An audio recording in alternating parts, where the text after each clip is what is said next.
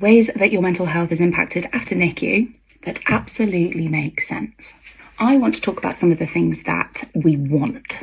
We want to feel joy. We want to feel rested. We want to feel present with our child. We want to take it all in, especially given the start that we had, where it was far from joyful, where we didn't get maybe that rush of love. Maybe we did, but maybe we didn't experience those positive emotions that we felt like we were maybe promised that this would be like. We then come to parenting after neonatal care and we're like, oh, I so want that because I so didn't get that.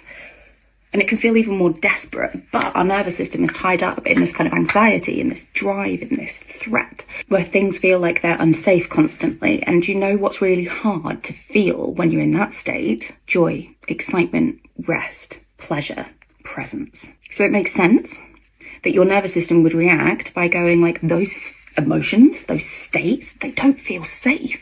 It feels like we need to be constantly on guard. We need to be hypervigilant. We need to be waiting for the next thing that's going to go wrong because we need to protect this really vulnerable child. We need to protect ourselves. We need to protect other people. It's protect, protect, protect. Where's the space for joy and rest and presence within that? And actually those emotions can absolutely feel unsafe to us within those moments. So we try to slow down and we try to rest and our brain kind of goes, oh, here's an intrusive thought. Or, oh, worst case scenario, or what if, or if you sit down, what will happen? Our brain's trying to protect us. It's trying to kind of go like, oh, we can't rest. We cannot rest. We cannot be present. Maybe we can't experience joy because it's going to get taken away.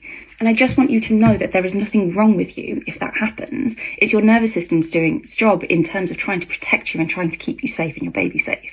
So the first thing is being aware of the fact that that happens and that it's normal, that you're not broken, but that there's a way out of it. And that first step is recognizing it, validating it, being kind to yourself, thinking about what you'd say to someone else, just slowing down and going, this makes sense that my nervous system is reacting in this way. Thanks, brain. I get why you're trying to protect me. And being purposeful and intentional about what you're doing, how you're doing it, and whether it feels like it's fueling your nervous system in that drive and threat mode, or whether what you're doing is actually fueling your nervous system in terms of that soothe and rest mode. And we need a balance of all of it, right? It's not about being completely rested and completely in tune and joyful all the time. We need to be able to come in and out of those states. But if you're feeling like you're constantly in that kind of threat drive, kind of, I need to be doing, I'm scared, I'm hypervigilant all the time, then bringing in some more of that kind of soothing stuff in tiny micro moments helps your nervous system get to that sense of, okay, we can settle a little bit. Maybe this feels a little bit more safe now. If this resonates, let me know in the comments below.